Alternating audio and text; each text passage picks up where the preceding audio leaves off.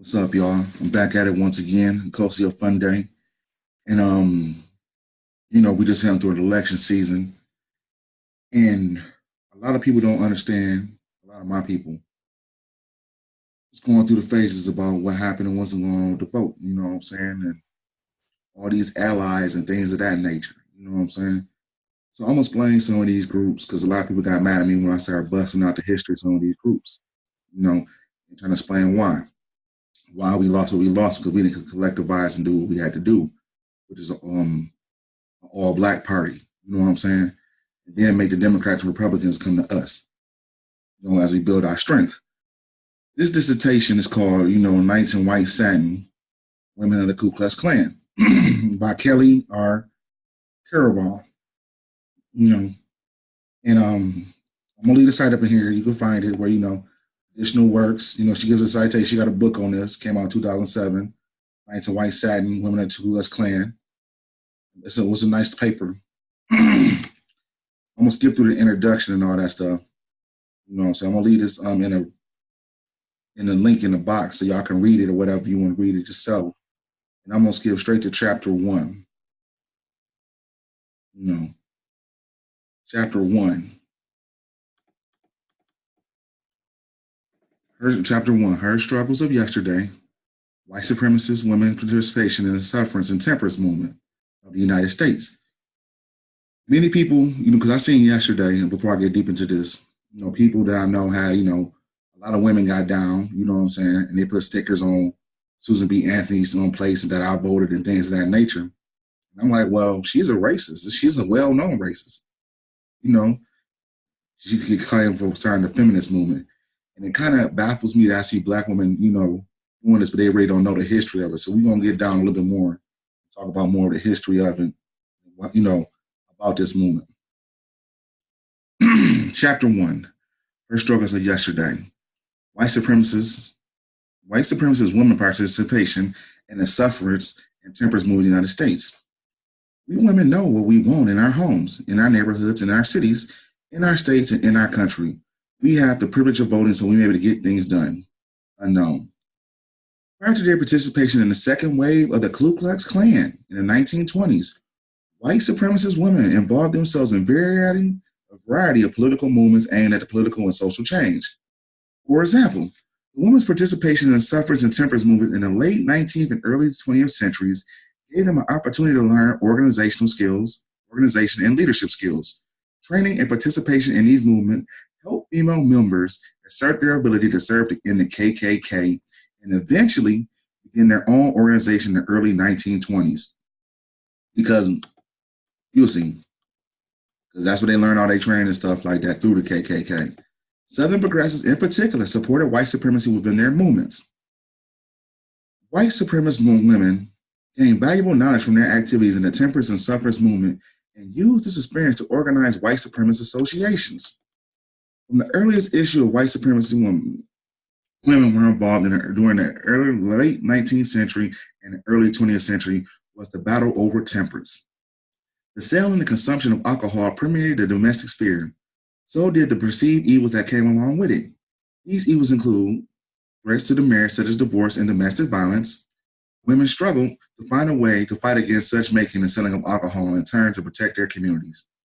White supremacist women argued that those who consume and distribute alcohol were primarily African Americans and immigrants whom they associated with the moral decline in their communities. While targeting bootleggers and fighting in favor of temperance, their actions took a racist overtones. White supremacist women advocated against minority communities by including their racist arguments and ideology in their temperance rhetoric. By the end of the distribution of alcohol in their communities, these women believed they could continue to support white supremacy and protect their homes and their children. Their efforts wrongly assumed it was solely the immigrants and African Americans who were involved in the sale and consumption of alcohol. In an effort to make their town safer from the ills associated with alcohol, one goal of the KKK in the post-Civil War period was to rid the communities of it. With this in mind, KKK made large financial donations to the women Christian temperance movement in many communities. The popularity of the WCTU, besides their mission,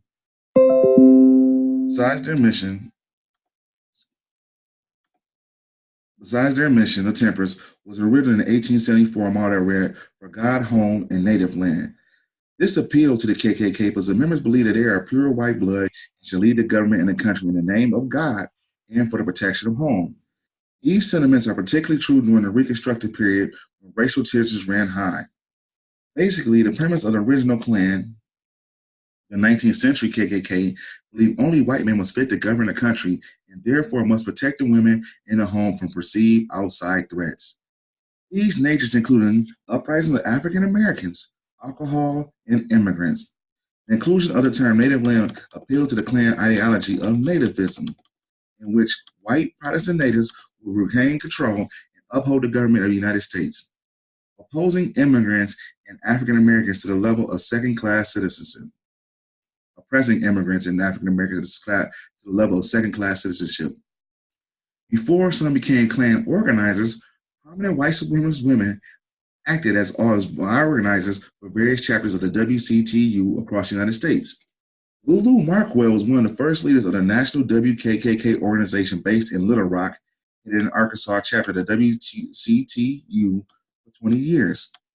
Lillian Sedgwick served as the state superintendent and the county director of Young People branch of the WCTU during the early period of the 20th century. She later became an important WKKK leader, and other women followed the same path. They include Myrtle Cook of Benton, Iowa, a member of the WCTU, murdered for documenting the names of illegal bootleggers, and Lillian Rouse, who founded her activist start in the WTCU and its Young People affiliate. Rouse eventually joined Sedgwick in the WKKK Indiana affiliate. There was another prominent woman who joined the WKKK, Ellen Curtis, who wanted to join the WCTU but refrained due to her husband's drinking problem, yet she often lent her support to the temperance causes. Even in communities active when the temperance movement did not have the members associated with the Ku Klux Klan, the WCTU often lended support to Klan activities associated with alcohol. WCTU recognized the vigilante law enforcement efforts of the KKK in many communities to cease and eradicate the sales of illegal alcohol by those to be considered bootleggers. Although the WCTU did not support the Klan racist agenda, many members and the leaders of the WCTU helped support the Klan anti-alcohol agenda. White supremacist women had protection of the home and foremost in their mind because they were charged with guarding the home front. Their duties included the upbringing of their children. One way to protect the home and their children was through vigilante law enforcement by white men willing to protect and uphold the virtue of white womanhood. Along with purity, domesticity, alcohol threatened the minds of all that encompassed the code of true womanhood, including women piety and submissiveness. If African Americans advanced socially and politically, then white supremacists believed that the purity of the white womanhood became even more threatened. White women, they believed, would be subject to violent actions, including rape at the hand of African American men. Women would lose their high status and culture as an object to uphold and protect if their purity was destroyed.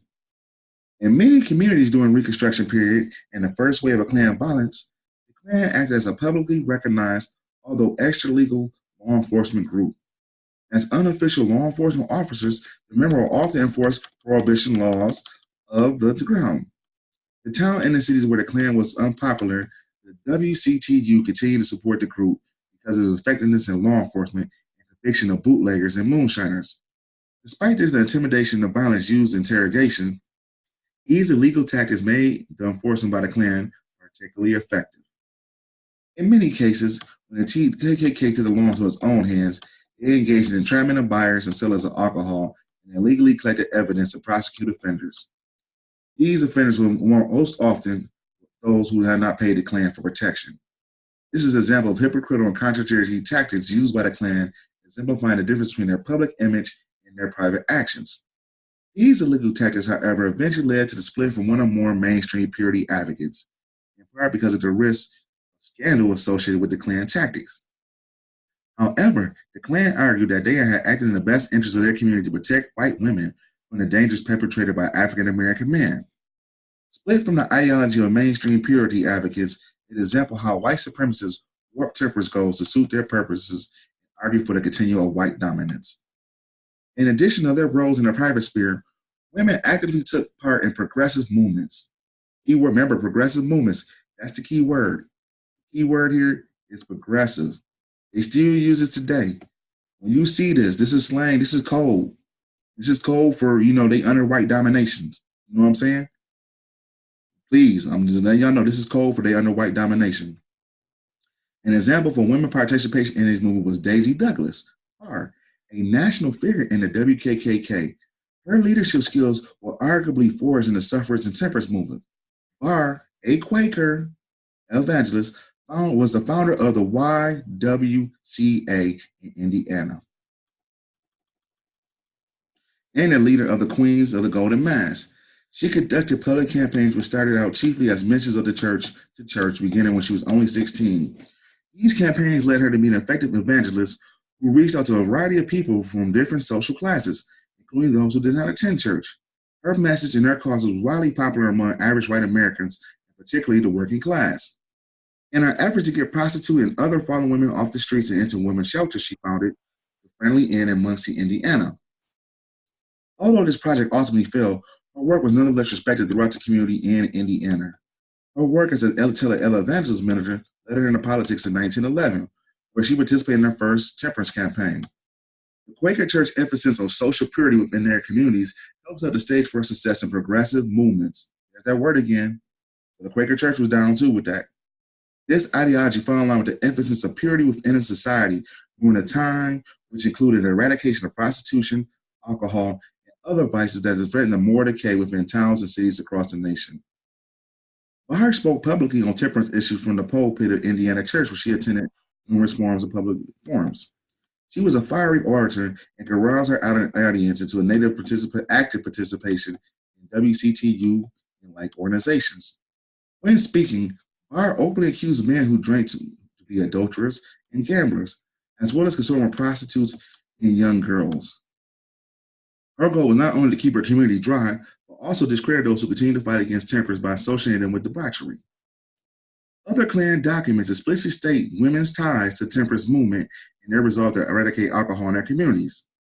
In Votes for Women, Some Reasons Why They Should Vote, the anonymous author stated, "We know that we do not want a saloon on the corner. We can vote to keep our country dry. The author exemplified the idea that if women, if enfranchised, had powerful political to keep alcohol out of their communities. Through the suffrage movement, these women encouraged each other and male members of the KKK to make the world of politics more honest, less fraudulent, and help improve their communities by outlawing the consumption of alcohol. Members of the Klan held that this was part of women's responsibility to bring morality back into politics. By voting for politicians who supported the prohibition of alcohol, the Klan goal of temperance would be fulfilled, and the women have helped influence politics in a positive way. The push for temperance helped underpin the argument for women involvement in the Klan activities on multiple social and political levels of the organization. When the WKKK and the Camilla formed in the early 1920s, these organizations adopted similar temperance principles from the earlier groups such as the WCTU, including eradication of alcohol in their community.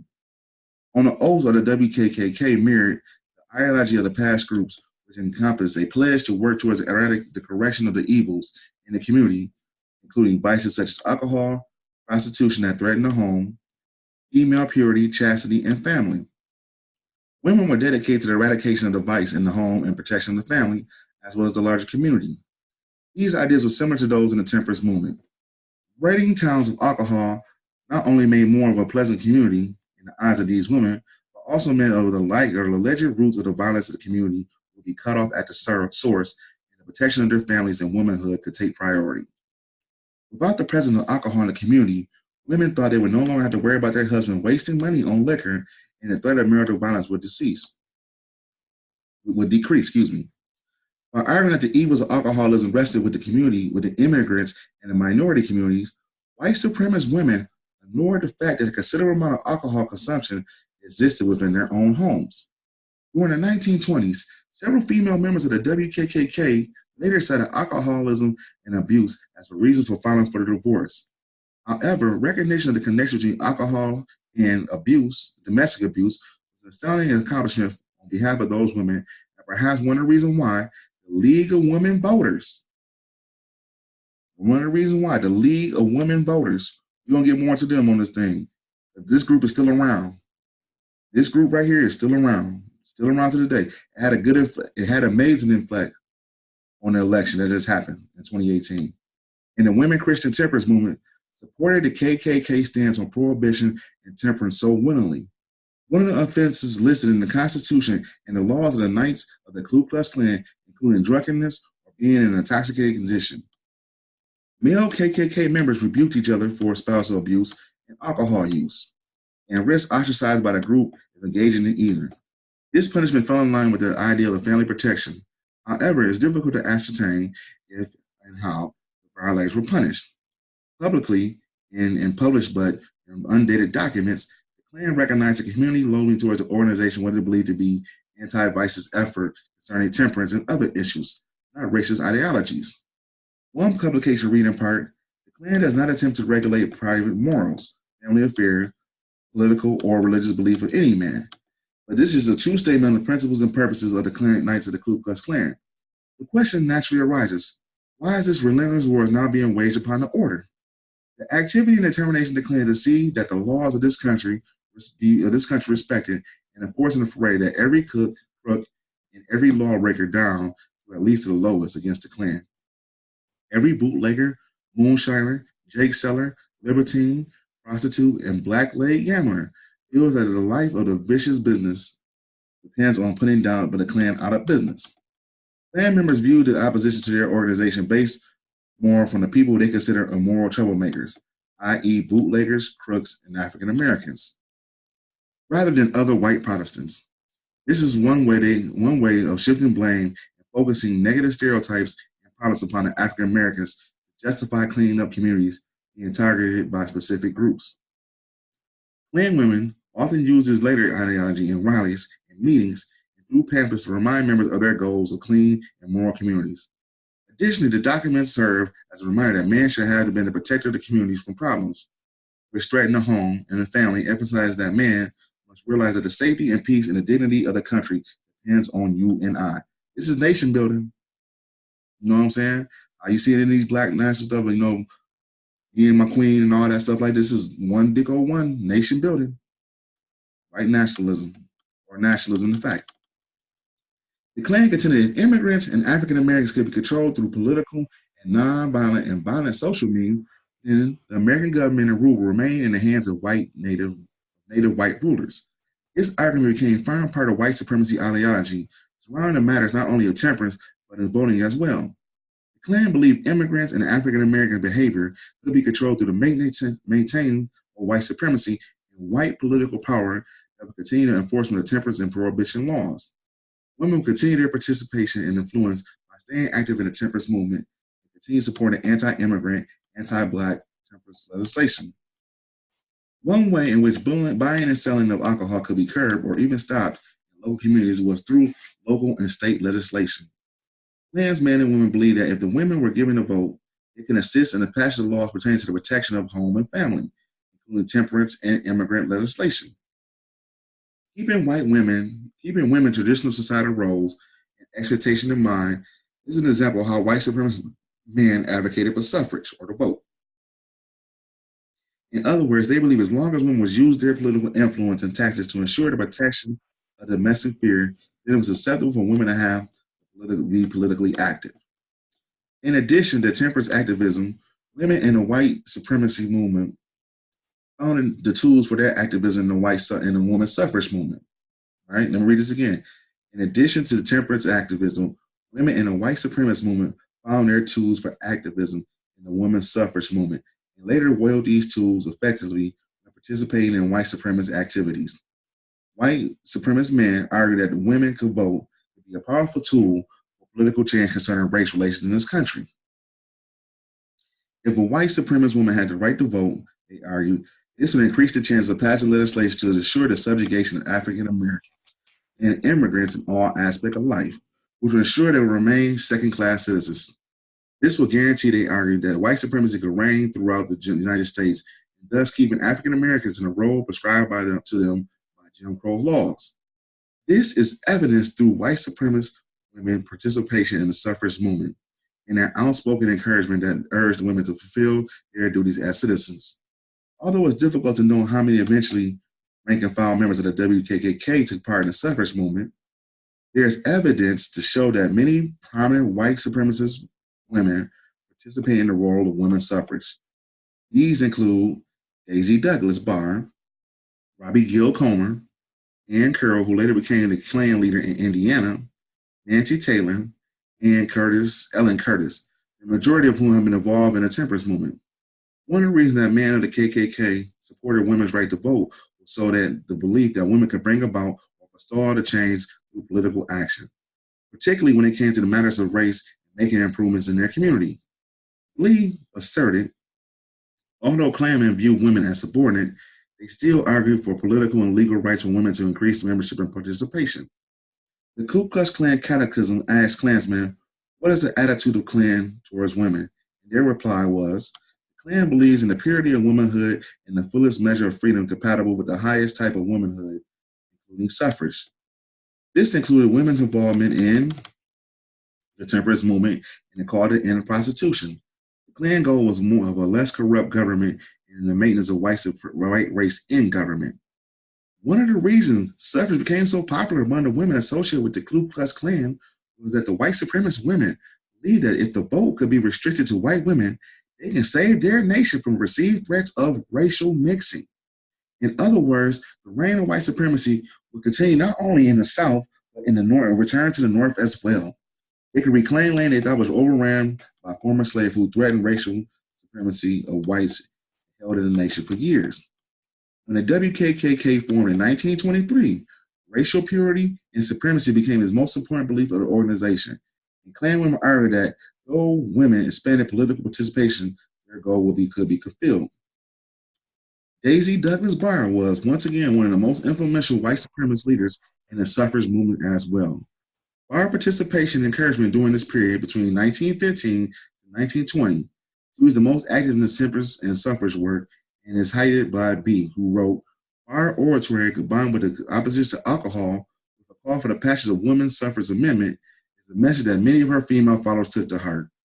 As an outspoken and influential leader of her community, Barr made a connection to her listeners whose spirit delivers concerning women's voting power as well as temperance, as well as pushing for pro-suffrage, white supremacist-friendly candidates running for office. Her message included incorporation of women as an integral part of the church ministry, and a renewal effort to curb prostitution, gambling, and alcohol, as well as the call for voting rights and political equality for women. Lee, writing about white supremacist women and suffrage, stated that rather than mimicking the men empty gestures for praise of true American women in the past, the WKKK complained that these women have been excluded from public politics through most of their glorious history. Klan women embraced the KKK racist and anti-Catholic, anti-Semitic agenda and the symbols of American womanhood, but they used these to argue as well for the quality of white Protestant women. The Klan adopted a positive stand towards women equality, but they realized the advantages to women's political role through the passage of the 19th Amendment. To the Klan, women were pure objects to be protected, but they also could spread the influence of power of white supremacy in the movement by increasing membership numbers. The women of the organization argued they had been ignored in politics because of the widespread social belief that the man knew best when it came to politics. However, white supremacist women believe that they can use femininity, virtue, and purity as women to influence public policy in the political world for the better. I'd rather have the ideas of the code of true womanhood to keep them in acceptable roles. Women will use the same principles to advance themselves in society. They believe that women were more morally responsible and pious than men. Women use the argument of women purity and piety for arguing for more of an effective role in politics. As evidence of their resounding success in the temperance movement, women argue if they enfranchised, it would bring in morality and decency, two important qualities lacking in the political realm. You hear that shit today too. You know what I'm saying? Not to knock, you hear that shit today. You know what I'm saying? On the progressive side. Hey, you know, if you look at the word progressive, you find out what party has that in there. That's the key word. They also argue that women were primarily protectors of the domestic front and they should have a say in issues related to domestic matters. In short, because of their experience, They acknowledged an important to the protection of the home against outside forces, which include perceived threats from African Americans. While men were considered the primary protectors, women believe they can also contribute to their knowledge and protection from what they argue was true American womanhood. Racism was also an issue in the national suffrage organizations. Such groups as the National American Women's Suffrage Association supported using racism and white supremacist arguments in order to win suffrage from women. So we're going to look into this group. This is the first big group I want to come up we're going to look into. You know what I'm saying? So this is going to be the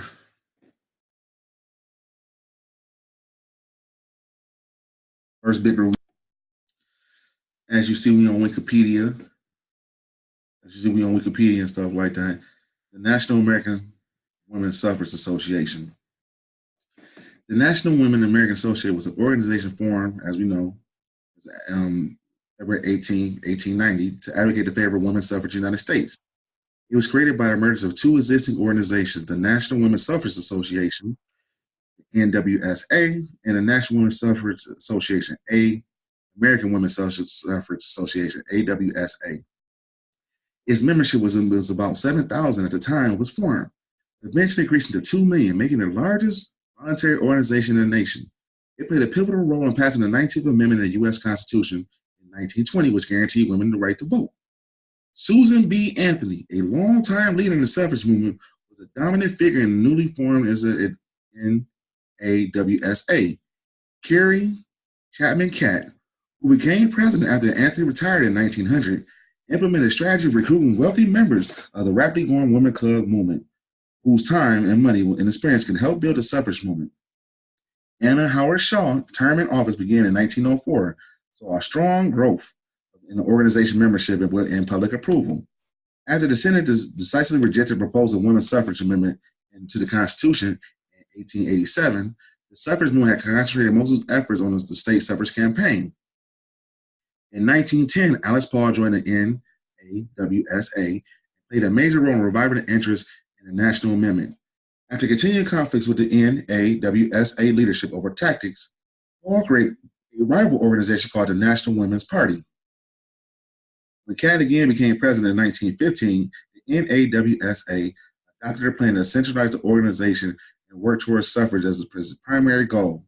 This was done despite opposition from Southern members who believed that a federal amendment would erode states' rights. With a large membership and increasing number of women voters in states where suffrage had already been achieved, the NAWSA began to operate more as a political pressure group and an educational group. It won additional sympathy for the suffrage cause by acting cooperatively with the war effort during World War I. On February 14, 1920, several months prior to the ratification of the 19th Amendment, the NAWSA transformed itself into the League of Women Voters, which is still active today. All right? This is still active today. You know what I'm saying? Like I said before, we're going to get to the League of Women Voters too. The demands for women's suffrage in the United States is controversial even among the women activists in the early days of the movement. In 1948, a resolution in favor of women's right to vote was approved at a various debate at the Henry Falls Convention, the first women's rights convention. At the time, the National Women's Rights Convention in the 1850s, the situation had changed. Women's suffrage had become a permanent goal of the movement. Three of the women's movement during this time period was Lucy Stone, Elizabeth Cady Stanton, and Susan B. Anthony, played prominent roles in the creation of NASW many years later. In 1866, just after the Civil War, the 11th National Women's Rights Convention transformed itself to the American Equal Rights Association, which worked for the rights of both African Americans and white women, especially for suffrage. The AERA essentially collapsed in 1969, probably because of the disagreement over the proposed 15th Amendment of the United States Constitution, which would enfranchise African American men. Leaders of the women movement was dismayed that it could not also enfranchise women. Stanton and Anthony opposed this ratification unless it be accompanied by another amendment that would enfranchise women. Stone supported the amendment, and she believed that the ratification would spur politicians for a similar amendment from women. She said, even though the right to vote was more important for women than for black men, I will be thankful if anybody can get me out of this terrible pit. In May 1869, 2 days after the harmonious debates, which turned out to be the finally AERA annual meeting, Anthony Stanton and their allies formed the National Women's Suffrage Association, NWSA. In November 1869, the Women's Suffrage Association, AWSA, was formed by Lucy Stone and her husband, Henry Blackwell. You'll find out more about him later on, Judy Ward Howe, and their allies, many of whom had created the New England Women's Suffrage Association a year later as part of the developing split. The bitter rivalry between the two organizations created a partisan atmosphere that had endured for decades. Even after the 15th Amendment was ratified in 1870, difference between the two organizations had remained. The ASWA worked exclusively for women's suffrage, while the NSWA initially worked for a wide range of issues, including divorce reform and equal pay for women. The ASWA included both men and women among its leadership, while the NWSA was led by women. The AWSA worked on suffrage mostly at the state level, while the NWSA worked more at the national level. The AWSA cultivated the image of responsibility, while the NSWA was confronted, sometimes used conventional confrontational tactics. Anthony, for example, interrupt official ceremonies of the 100th anniversary of the Declaration of Independence to present the NWSA Declaration of Rights for Women. Anthony was arrested in 1872, for voting, which was still illegal for women, and was found guilty in the highly publicized trials. Progression towards the women's suffrage was slow in the period after the split, but the advances of other areas strengthened the other opinions of the movement. By 1890, tens of thousands of women were attending colleges and universities, up from zero from a few decades earlier. There was a dramatic decline in public support for the idea of a woman's spirit and belief that woman places in the home, and that she should not be involved in politics. The law had allowed their husbands to control their wives' activities to significantly revised. There was a dramatic growth in all-female social reform organizations such as, previously talked about, the Women's Christian Temperance Union, the WCTU, the largest women organization in the country, the Boost Suffrage Movement. The WTCU endorsed women's suffrage as in the late 1870s on the ground that women need to vote to protect their families from alcohol and other vices. Anthony increasingly began to emphasize suffrage over other women's rights issues. Her aim was to unite the growing number of women organizations and demand suffrage even if they cannot support other women's rights issues. She and the NWSA began placing less emphasis on confrontational actions and more on respectability. Excuse me. The NWSA was no longer seen as an organization that challenged traditional family arrangements by supporting, for example, what opponents do that's easy to force. All this had an effect in moving in closer alignment with the AWSA. The Senate rejection in 1887 the proposed women's suffrage amendments to the Constitution also brought the two organizations together closer. The NWSA had worked for years to convince Congress on a proposed amendment to vote. After the vote was decisively rejected, the NWSA began to put less energy into campaigning at the federal level and more at the state level as the ASWA was doing. Stan continued to propose all aspects of women's rights. She advocated a coalition of radical social reform, including populists and socialists, who would support women's suffrage as part of their list of demands. In a letter to a friend, Stan said the NWSA had a growing politic and conservative for some time. Lucy Stone and Susan Anthony alike see suffrage only. They do not see women's religious and social bonds, either young women, either association. Hence, they might as well combine. Stan, however, largely withdrew from the day-to-day activities of the suffrage movement and spent much of her time with her daughter in England during this period. Despite the different approaches, Stanton and Anthony remained friends and co-workers during this collaboration that had begun in the 1850s. Stanton devoted most of her life after the split to the Women's Journal. That magazine is still around today. The Women's Journal, remember that. It's an organ. As a weekly newspaper she launched in 1870 to serve as the voice of the AWSA. By the 1880s, the Women's Journal had broadened its coverage and was seen as a newspaper for the entire movement. The suffrage movement was attracting young members who were impatient and were continuing division and seeking obstacles as more a matter of personalities than principle. Anna Stone Blackwood, a daughter of Lucy Stone, said, "When I began work for a union, the elders were not as keen on it. But either side, but young women on both sides were. Nothing really stood in the way of unpleasant feelings during the long separation." Now this is probably going to get to the Southern strategy. The South had traditionally shown little interest in women's suffrage. When the proposal suffrage amendment to the Constitution was rejected by the Senate in 1887, it received no votes from at all from Southern senators. This indicated a problem for the future because it's almost impossible for any amendment to get ratified without the required number of states without at least some support from the South. Henry Blackwell, we told you we're going to talk about him again, proposed a solution: convince Southern political leaders that they can ensure white supremacy. All right? They can ensure white supremacy in their region by enfranchising educated women who will predominantly be white. Blackwell presented his plan to politicians from Mississippi who gave it serious consideration, a development that drew interest of many suffragists. Blackwell ally in this effort was Laura Clay, who convinced NAWSA to launch a campaign in the South based on Blackwell's strategy. Clay was one of the original several Southerners of NAWSA members who objected to the proposed national women's suffrage movement on the grounds that are infringed state rights. Amidst the prediction that the South will lead the way in infringement of women, suffrage organization was established throughout the region. Anthony, right, because Susan B. Anthony was down with this, Carrie Chapman Catt, NAWSA organization secretary, and Blackwell campaigned for suffrage in the South in 1895, with the latter two calling on suffrage for only educated women only. With Anthony's reluctant cooperation, the NAWSA maneuvered to accommodate the politics of white supremacy in that region. Anthony asked her old friend Frederick Douglass, a former slave, not to attend the NAWSA convention in Atlanta in 1895. By this time, as we know, Frederick Douglass is married to a white woman. You know what I'm saying? He was dancing. You know what I'm saying? And, they told him not to come. The first convention to be held in the Southern city.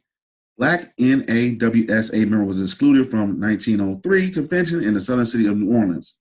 The NAWSA Executive Board issued a statement during the convention that said, the doctrine of states' rights is recognized in the national body. Each auxiliary state association arranges its own affairs in accordance with its own ideas, in harmony with the customs of its own section. No Southern state enfranchised women as a result of this strategy. However, most suffrage societies that were established in the South during this people lapsed in inactivity. So that tells you right there, they was part of that. But we're going to look back more deeper into this because there's more deeper to this story. You know what I'm saying? There's a lot more into this story. So we're going to look a little bit more deeper into this.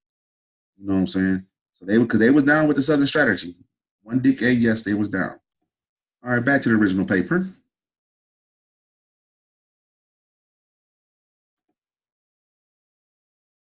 Back to the original paper, you know what I'm saying? Racism became a central issue of national suffrage organization. Such group as we said before, the National American Women's Suffrage Association, the NAWSA, supported using racism and white supremacy as arguments to order win suffrage for women. This tactic was appealing, particularly in the South, where suffrage was adamantly opposed by most Southerners. Many of the suffragists believed the cause would be lost if nothing could be done to obtain support of Southern men and women. Using a race-based strategy, which we talked about, using a race-based strategy seems the best place to begin. They argue that the Negro problem could be resolved by granting women equal suffrage.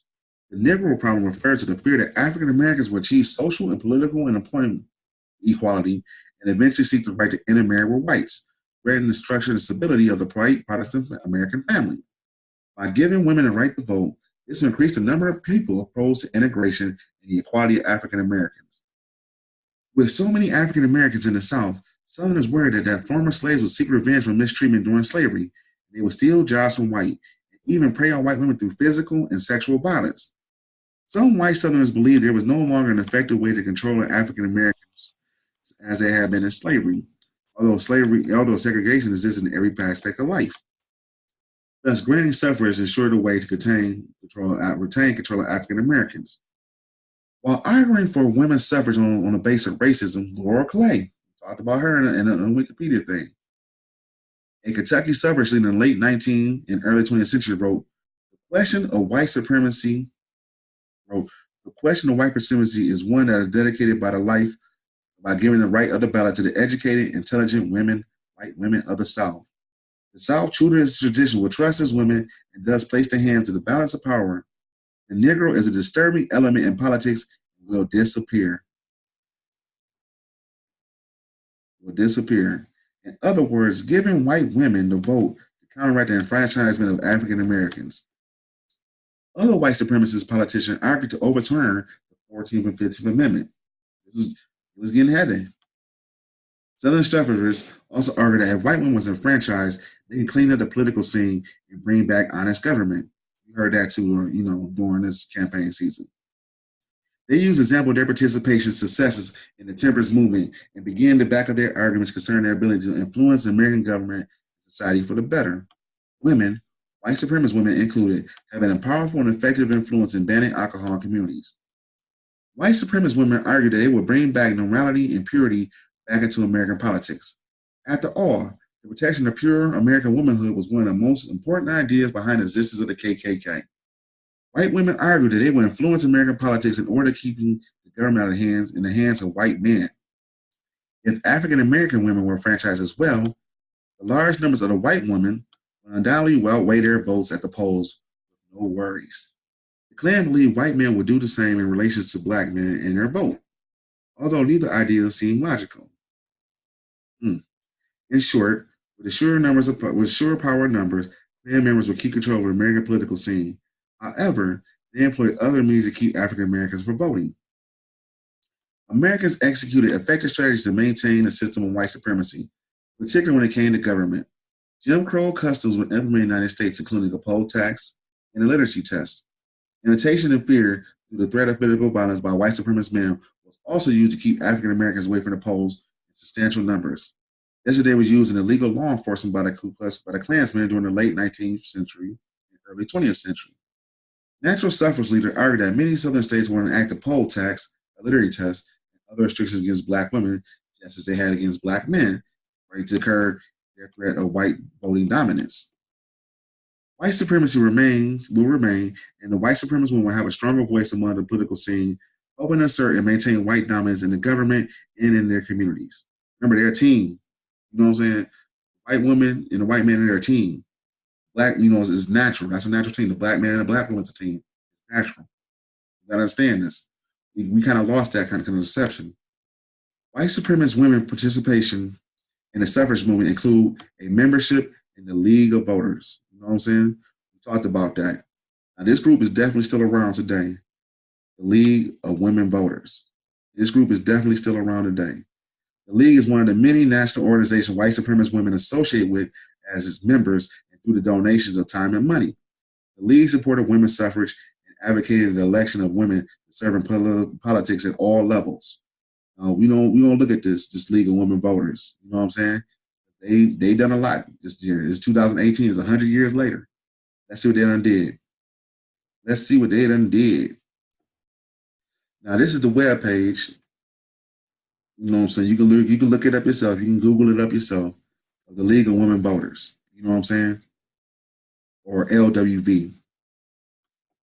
And they got a little short history thing. Since 1920, we've been activists and grassroots organizers of those who believe that voters should play a crucial role in democracy.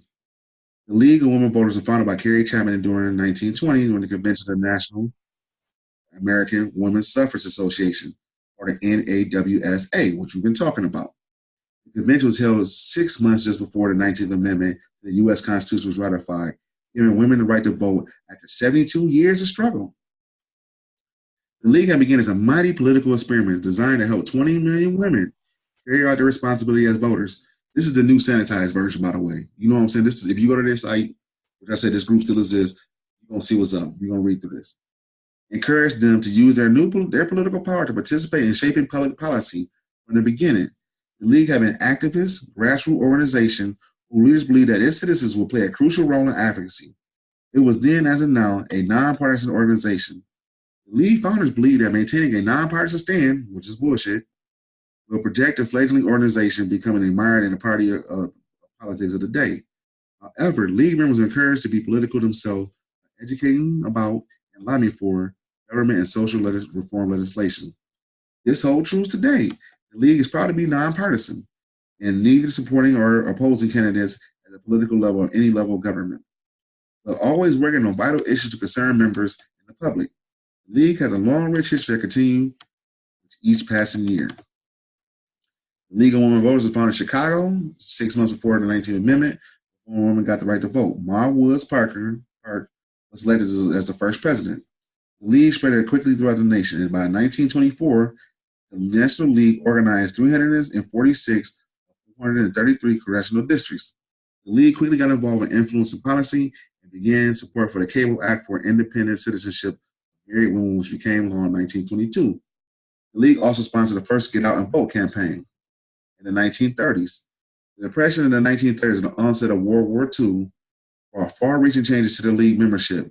It fell from 100,000 in 1924 to 44,000 in 1934. The League budget was cut in half and necessitated a major reduction in staff and services to the League. Perhaps the most important change was because of the gas rationing. League members started meetings in small groups in their neighborhoods and discussed fundamental issues. These issues included the threat to democracy itself and the importance on foreign individual success of democracy. Like I said, it's very sanitized, very, very clean version. 1940, as you see, nothing but white women. You know what I'm saying? The League of Women Voters invited President Harry Truman to serve as a consultant. Excuse me, let me read this again. The League of Women Voters was invited by President Harry Truman, who was in the Ku Klux Klan himself. Truman was in the Klan. You can look that up. You know what I'm saying? I'm not going to show it right now, but that's fact. Harry S. Truman was in the Klan. You know what I'm saying? A Democrat. That's the key. When you see progressive and Democrat, they go hand in hand. Woodrow Wilson was a progressive. You know what I'm saying? That's where the shit started from. That's why I'm looking at cats nowadays, like Black people today, like, really? How the hell? That don't make no damn sense. Anyway, back to the thing. League of Women Voters was invited by President Harry Truman to serve as consultants to the U.S. delegation at the United Nations Charter Conference in 1945. The League expressed support for the UN, right, the World Bank, and the International Money Fund. To this day, to this very day, the League has a continued presence at the United Nations through one official and two alternative observers. So the white women group, the League of Women Voters, got a place at the UN. You know what I'm saying? In 1950, through all this racist shit, in the 1950s, in 1951, the National Voter magazine was first published. Delegates to the 1954 convention voted to a group lead program as a current agenda or CA government issue chosen for sustained attention and concerted action and continuing responsibilities. Positional government issue which the League has sustained attention on, which it continue to act. In 1957, the League of Women Voters Education was established to encourage activity and inform participating citizens in government and increase understanding of the major public policy issues. I'm going to go back to this right here. You know what I'm saying? To this day, the League has continued presence at the United Nations, who is one official and two alternate observers. That's when it started getting more, you know what I'm saying, as a more of a tricky liberal type situation. You know what I'm saying, what it is now, or progressive. Progressive and liberal go hand in hand. In the 1960s, the League reached a high point in membership with nearly 157,000 members nationwide. In response to the growing civil rights crisis of the 1960s, the League directed its energy to build a solid foundation for the equal access to education and employment. The League also added employments to the national program by supporting presidential suffrage for the residents of Washington, D.C. In 1969, the League was one of the first organizations calling for the United States to normalize relations with China. You know? In the early 1970s, the League addressed income assistance, right, and began efforts of, as you see again, it's during the 1970s, nothing more white females. Y'all gotta understand this. This is how it's cut. And as I said it before, in every district, they probably in the district where you live at. Hopefully, y'all, when y'all get this video done, y'all can look at the website and put in your zip code, and they'll tell you where they at. The League has adopted official position on the regular popular election of the president, on Congress, on the UN, and on the campaign of finance. The League developed a broad national position on water, air management, land use, and energy. In 1974, the bylaws were amended to allow men to become full voting members of the League. In 1976, the League sponsored the first televised presidential debate since 1960, which it won an Emmy for outstanding achievement in broadcast journalism. In the 1980s, the League was the forefront of the struggle to pass Voting Rights Act amendments. In 1982, it contributed considerably to the enactment of the Historical Tax Reform Act of 1986. It also developed a position of fiscal responsibility in monitoring U.S. relations with developing countries. In iron control field, the pressure from the League helped achieve Senate ratification of groundbreaking Intermediate Nuclear Force Treaty, INF, in 1988. The same year, the League completed a study of U.S. agricultural policy and through the agenda of security projects in 1984, 1986, and 1988. The League underwrote some of 150 debates focused on national security among congressional candidates. So now they big time. They're all in the government, all in the UN. In 1982, the League members called for a long-range plan that would define the League mission and outline the goals and strategies for the future. This plan was refined and updated through the decades and eventually was adopted in the 1988 convention. The League continued to sponsor the presidential debates in 1980 and 1984, but reduced support as a sponsor of the general election debates in 1988. In 1983, the League adopted a position on public policy on reproductive choice. Of course, you know they're pro-choice. Of course, they're pro-choice. In 1990, the League grassroots campaign finally secured House passage of the National Voter Registration Act, NVRA, as known as the Motor Voter. Leading a national coalition, the League spearheaded a highly visible, multifaceted grassroots drive that secured the House and Senate passage of the NVRA in 1992. But despite the League pressures, the president vetoed the bill. Like I said, that was Clinton. You know what I'm saying? In 1993, the years of the concerted effort by the League and among other voting rights organizations finally paid off. Both houses of Congress passed voter registration and legislation reform, and Clinton signed the National Voter Registration Act in May 1993 and gave one of the pens to the sign of historic legislation to the League of Women Voters, U.S. He saluted the League and other pivotal supporters as fighters for freedom and continued to span of American democracy. The motor bill included thousands of citizens who applied for registration at motor vehicle agencies automatically, as well as by mail, and at public and private agencies that served the public.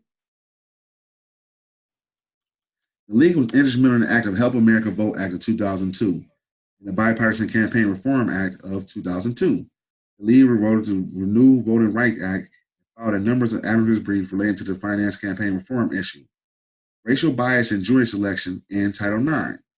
Beginning in 2004, the League focused on its legislative work under the Democracy Agenda umbrella that included redistricting, civil liberties, and the campaign of finance reform and voting rights for the District of Columbia residents, and election administration reform and ethics for lobbying.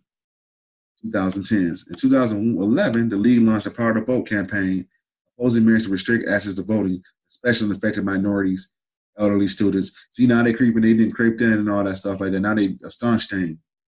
Elderly students and rural voters and to help bring up support cases. In 2014, the League adopted a study of the structures of democracy, review money in politics, redistricting, and conditional amendments process. In October 2017, the Supreme Court heard oral arguments of the Gill versus Wilford case, a case that would change the way a redistricting happens across the country. The League filed an amicus brief in the case arguing that partisan gerrymandering violate the First Amendment and Equal Protection Clause of the Constitution. The Equal Protection Clause of the Constitution is the 14th Amendment. You see that up in there.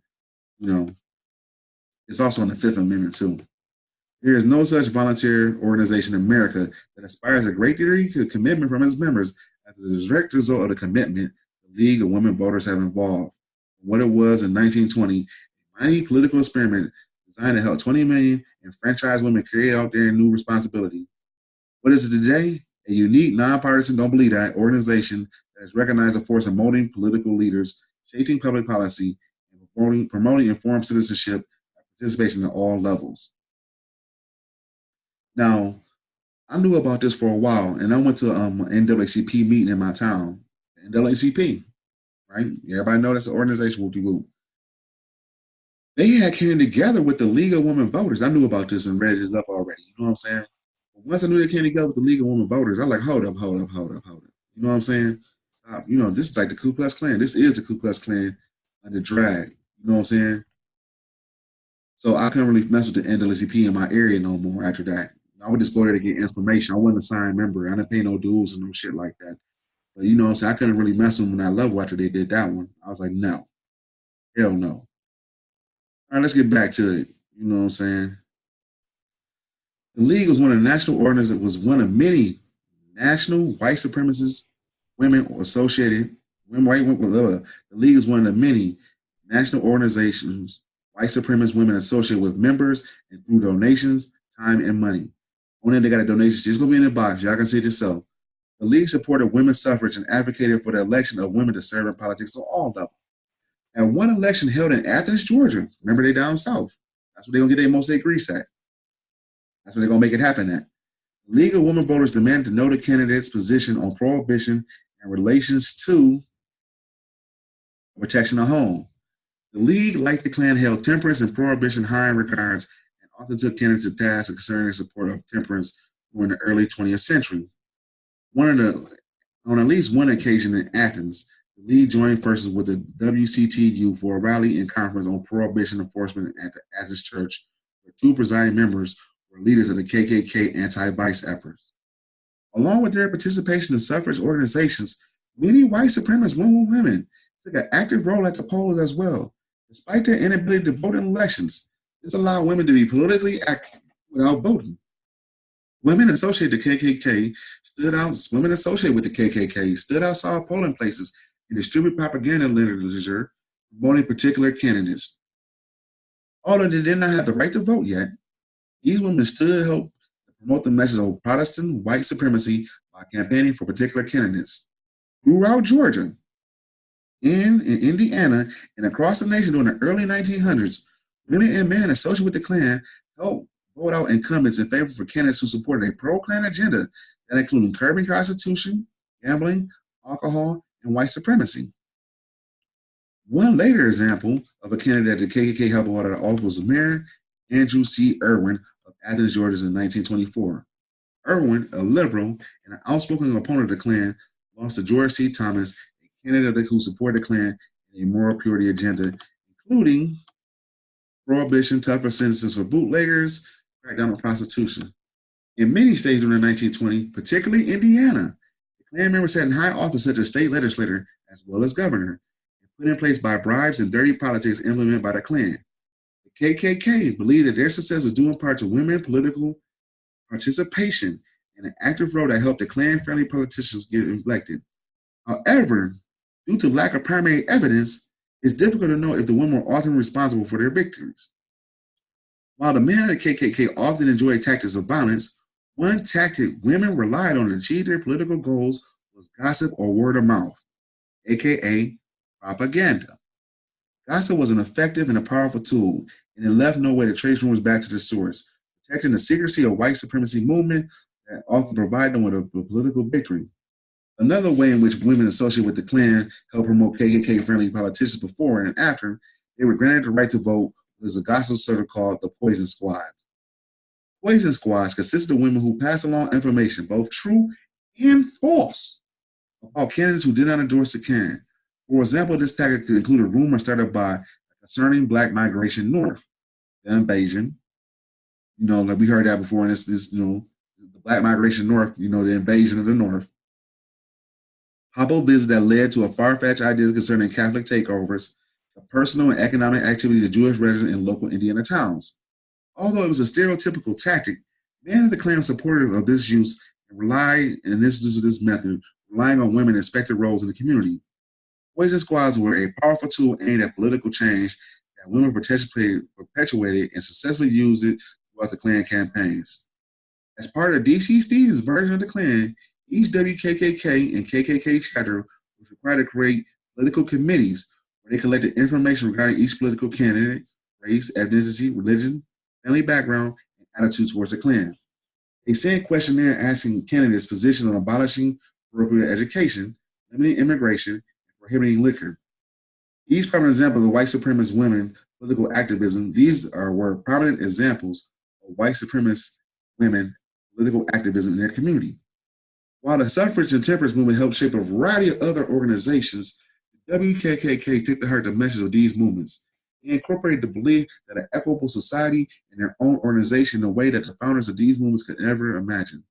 They used their skills in a way contrary to the ideas of social and political equality. By the time the WKKK was founded in 1923, their own skewed beliefs on the importance of temperance and suffrage movements to the African-American women found their way into the many documents published by the WKKK and their counterparts. white supremacist women use race and the skills they learned in progressive movements to protect and uphold supremacy. Gotta watch that word. Progressive is still tossed around today. You hear about, when you watch MSNBC and you hear about progressive candidates, or this is a progressive movement, it's white supremacy off the rip. That's a cold word. That's the catchphrase. A lot of black people don't know that because they don't know this history. A lot of people in general do not know that because they don't know this history. Women of the Klan use their training and skills from these movements to form their own organization and promote purity, piety, and domestic of white Protestant American womanhood. This led to the publication of documents similar to the Constitution of Ideas of the Ku Klux Klan, with a new and a more influential, outspoken American womanhood in mind. And that's chapter 1. You know what I'm saying? So that's how it goes. You know, that's the history of it. So if you're a black person, you know what I'm saying, or any person, you know what I'm saying, you see these groups, you know what I'm saying, remember their history. You can't touch this. You know what I'm saying? The whole, to me, I said, my Progressive National Democratic Party, you know what I'm saying, Woodrow Wilson claiming to be a progressive himself. You see shit like that, man, hey, you gotta leave it alone, fam. You know what I'm saying? They never liked you. Their whole shit was built on stopping you from voting. You know what I'm saying? Don't trust these white feminists like that. They've always been down with the Klan.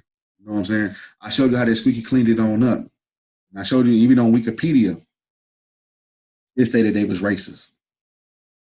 So when you see stuff like this, you gotta focus up. Another thing why we get in these troubles like this and get confused and be discombobulated because we don't have in our organization that like Steve Coakley said, an intelligence organization to cop these mothers out before they even get close to us. This shit should be automatically known. We can't fuck with them. If you look at the stat lines that came from Kemp in Georgia, you know what I'm saying? The Kemp and Stacey Abrams race in Georgia, the DeSantos was the one race in Texas. All them motherfuckers locked in step and went in with white supremacy. It was not going to let them black people come in and become governors. Even today, 100 years later, it still works today. So I have to see it for what it works. It still works today. It don't matter. Anyway, this is a cozy fun day. You know what I'm saying? Hey, subscribe to the channel. I've been blowing up. I've been doing pretty good. I might go back to making the old school videos with the pictures and stuff like that, but I wanted to see what I'm seeing and read what I'm reading. You know what I'm saying? I know I'll put it in I cite and use references to put it in the box.